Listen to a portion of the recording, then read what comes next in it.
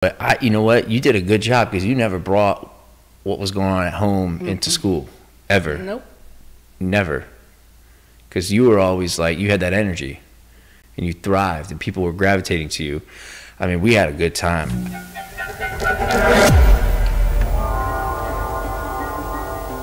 Hey everyone, don't forget to subscribe, like, share.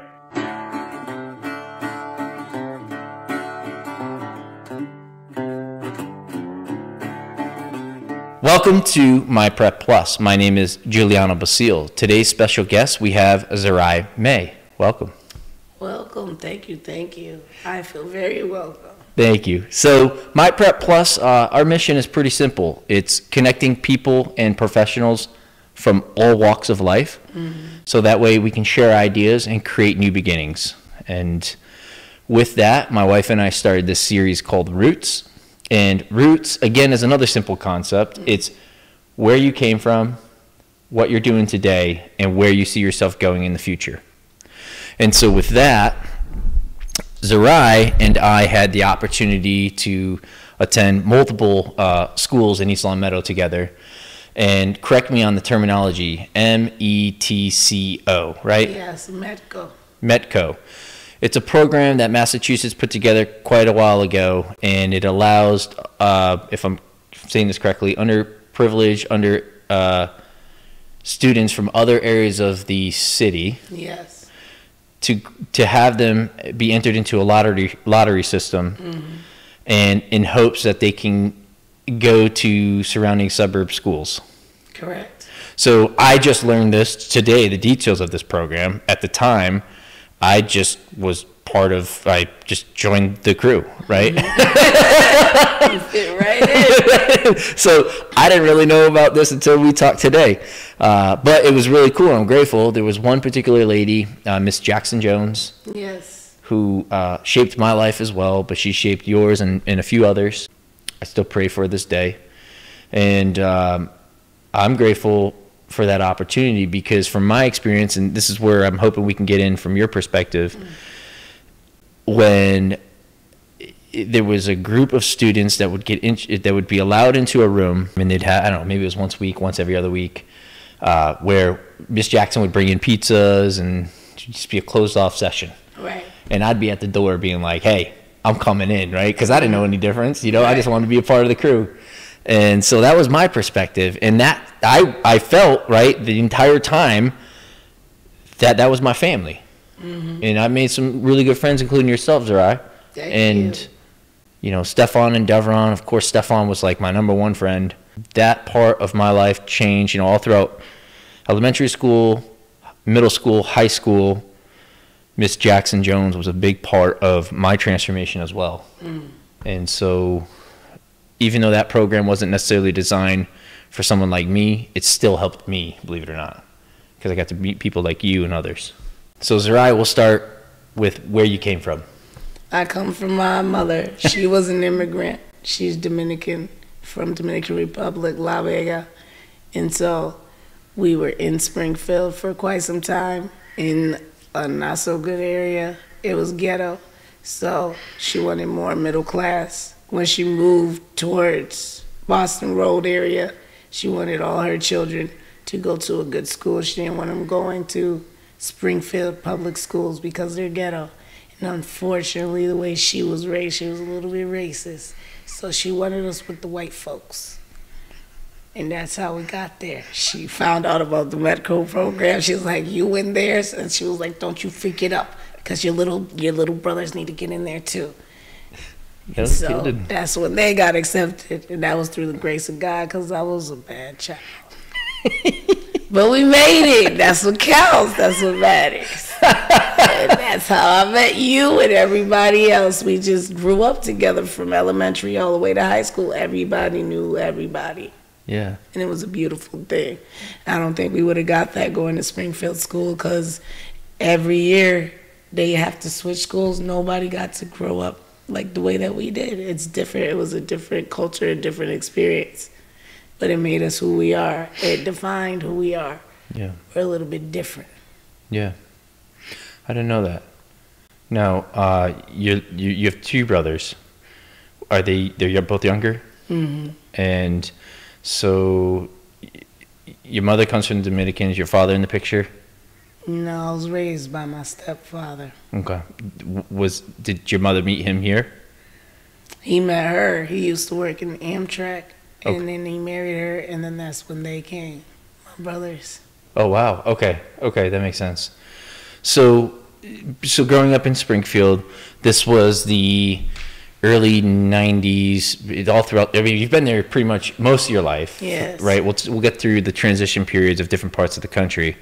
But for most of your life, you grew up in Springfield. During the elementary, middle school, and high school years, you were living in Springfield, but going to school in East Longmeadow. Yeah.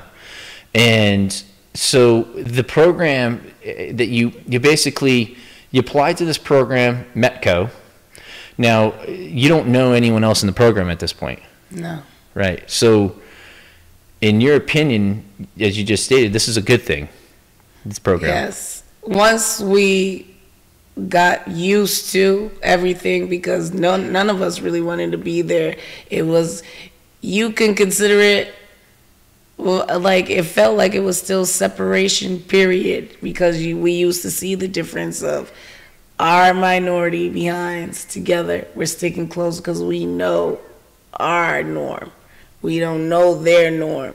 But then eventually when they started, their barriers is broken down, and our barriers got broken down.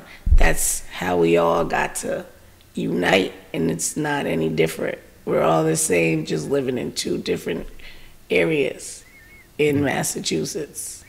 And I would say very, different lifestyles, right? Like, like for instance, the city in general, East City in general, can be a lot tougher than the suburbs. East Longmeadow is considered a suburb, and the experiences that are shared, I mean, can be vastly different. But I think it's so important that a program like this existed, because obviously our friendship would have never blossomed from the beginning, and a few others too.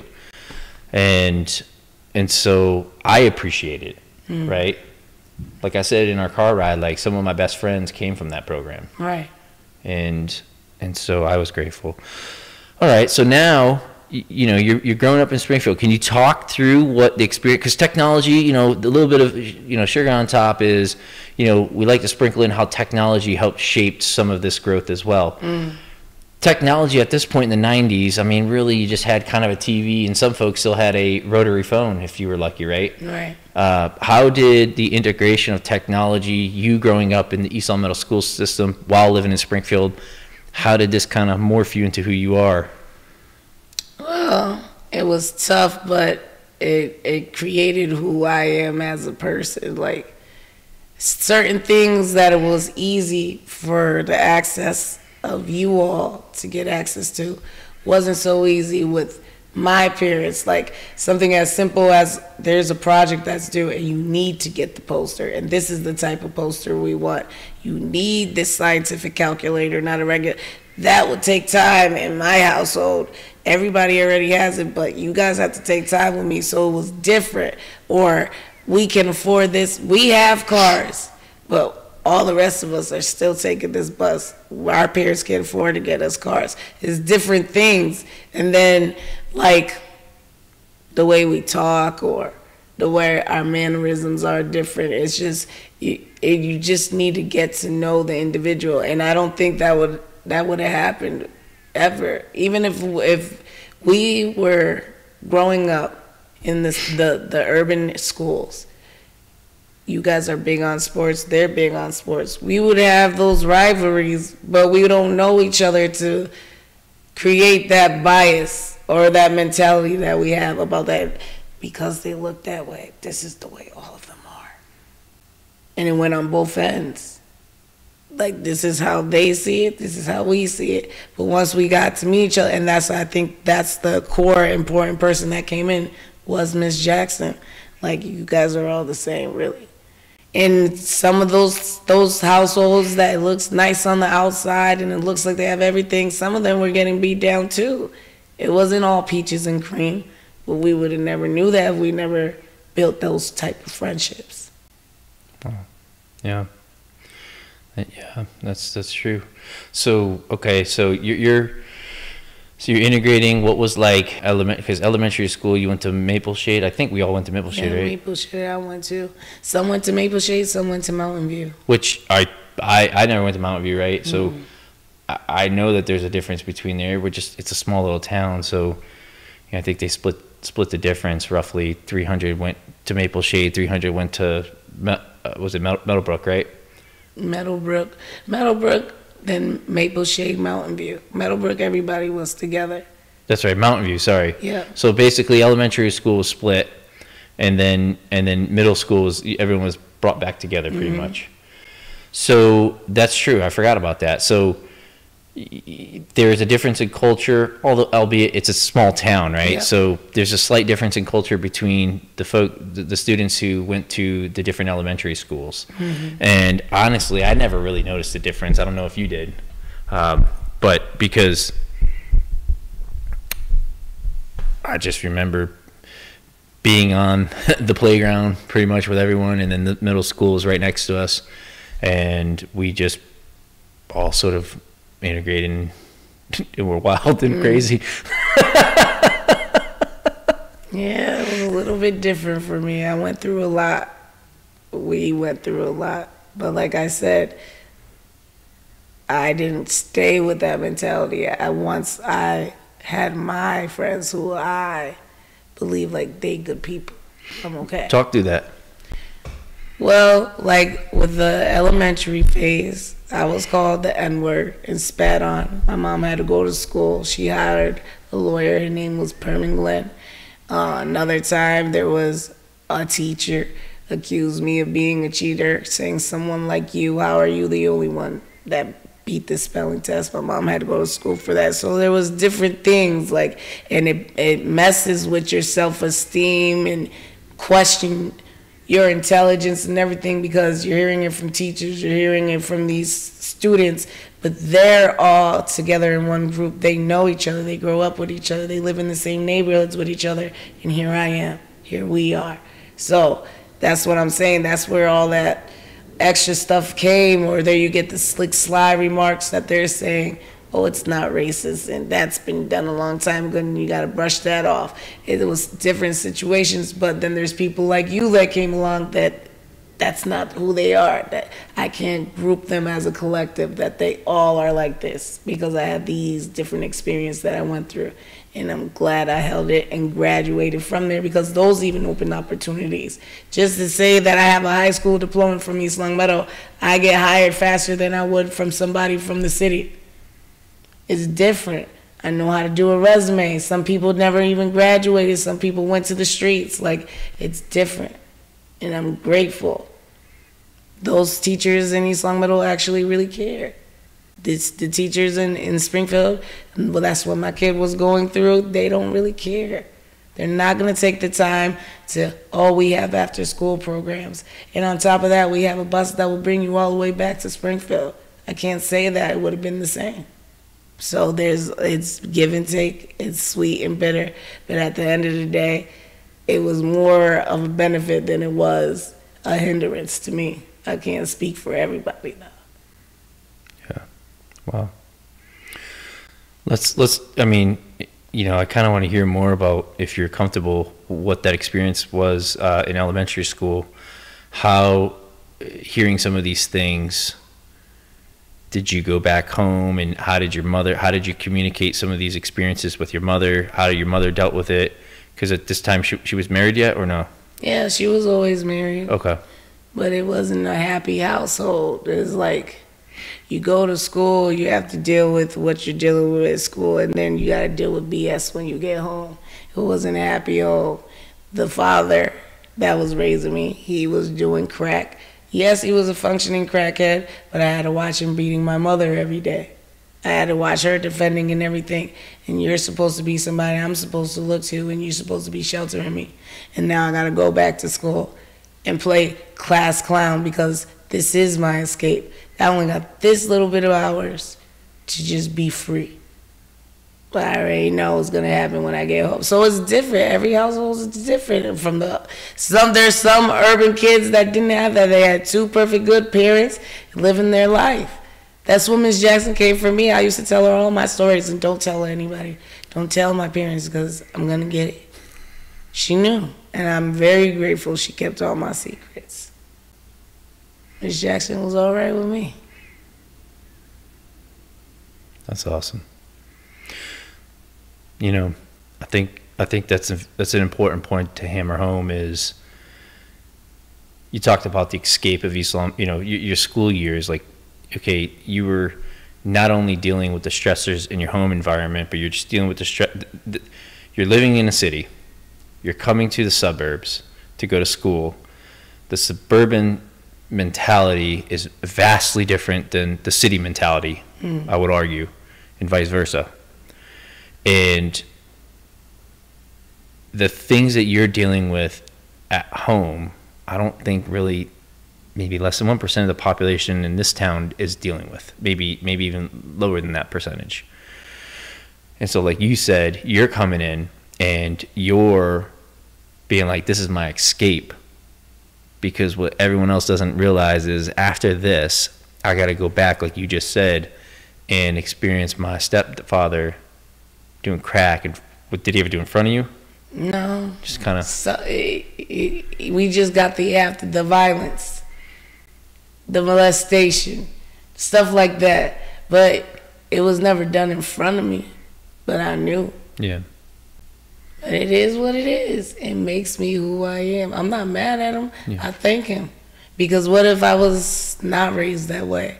I'd probably be really soft. Probably try to commit suicide, be a drug addict my daggone self. That's just not what it made me. It made like fire, fuel, that I'm gonna do something with my life. This doesn't define who I am. He doesn't define who I am. None of them do. And success is the best revenge for me. I'm not gonna give it to y'all. I'm just gonna keep pushing. That's all I can do. Till it's time to go, whenever that is. So elementary school into middle school, what's that transition like? That's when the popularity started coming. Like, it didn't faze me anymore, and then the friends were coming, and they're not just my urban friends. Now I'm getting to see different homes. Oh, so this is what normal is. I like their home. I like their parents. This is cool. I could do this. So from then on, it was smooth sailing. It wasn't that bad anymore. Things started changing for the better. So you would say middle school years. So this is 2003, 4, right? Yeah. 2003 or 4. This is when you're like, hey, I actually enjoy coming here. This is a blessing. Mm-hmm. So it was that initial transition, like trying to figure it out. That initial, like, there's always this craziness in the beginning until you get to a steady state. Right. So you found your steady state in middle school. Mm. And then, of course, you know, it starts to grow from there. So talk kind of how, so I know Miss Jackson would always have, like we talked about, kind of like once a week or once every other week, she would bring in the METCO students, right? Mm-hmm. Now, what was that like? I mean, did you enjoy those meetings? I mean, that's when we got to debrief of what's going on at home. Everybody had stuff going on at home. Some were in foster care, not getting treated right. Other ones, they were doing all right, or they just went on vacation. Then it's the ones like us. Oh, here we go with the parents. You going through that? Oh, I can't stand them. Me neither. Miss Jackson don't say nothing. We got you. It was just debriefing time. And you done it. I need some more slices of pizza. It's a lot to take it. We used to juice it. We knew we had to be back. But we knew Miss Jackson was going to write us that letter. Like, you know lunch is over. I know, but Miss Jackson, listen. This pizza's good. That's what we used to do. It was all right. It was like, you know what? You're not going to get this next week. I'm telling you. You just got to be in charge. All right, Miss Jackson, but this one time, I need to know, Miss Jackson, stop playing. You let this one do it last week. I know she was tired of us. I love Miss Jackson. Yes, for real. I don't know how she still got all of her hair. Because we did a lot. We was a headache and a half. Terrible. Who was there? It was Miss. So it was Miss Jackson. It was you, Stefan, Devron, Monique wasn't there. Monique. Yeah. Who else? Monique always had the style. Siobhan. Oh, who else? There was 10 or 15 of Melvin. There was a lot of us. Yeah. There was a lot of us. Yeah. It just kept growing. Stella. Yep. I'm sure we're gonna blank. I'm blanking on a few others. For real, because we was the crew, the ones that mattered. It was just us. Yeah. So now, middle school, everyone's coming back together from the elementary life. You're starting to say, okay, this is what I got to deal with at home. But you know what? You did a good job because you never brought what was going on at home into school, ever. Nope. Never. Because you were always like, you had that energy. And you thrived, and people were gravitating to you. I mean, we had a good time. Someone said this to me the other day, like our class, our graduating class of 2007, high school, like my best friends and the people I talk to probably almost daily come from that environment. Mm-hmm. It was such a rewarding experience. Now that I look back on it, coming back here, my wife and I start this Roots series. Like, it was really such a family. It really was. Some of us were a little wild, broken, crazy. But for some reason, like, even like going off into our older years or whatever, I always felt the most comfortable with the people that experienced our childhood with, Mm-hmm. I don't know if that's the same for everyone else. Maybe it is. Maybe I'm biased because I haven't experienced someone else's childhood, you know what I mean? Right. But that's how I feel now, looking back on it. It's a blessing. It's a big blessing. Not everybody is fortunate to get that experience that we got. It's very, very rare, unless you live in the suburbs. And even in the suburbs, it's just going to be the suburban people. They don't have what we had. It was different. I only know METCO and Longmeadow and East Longmeadow. I don't know if they do it anywhere else. Maybe they do. We just don't know. That's true.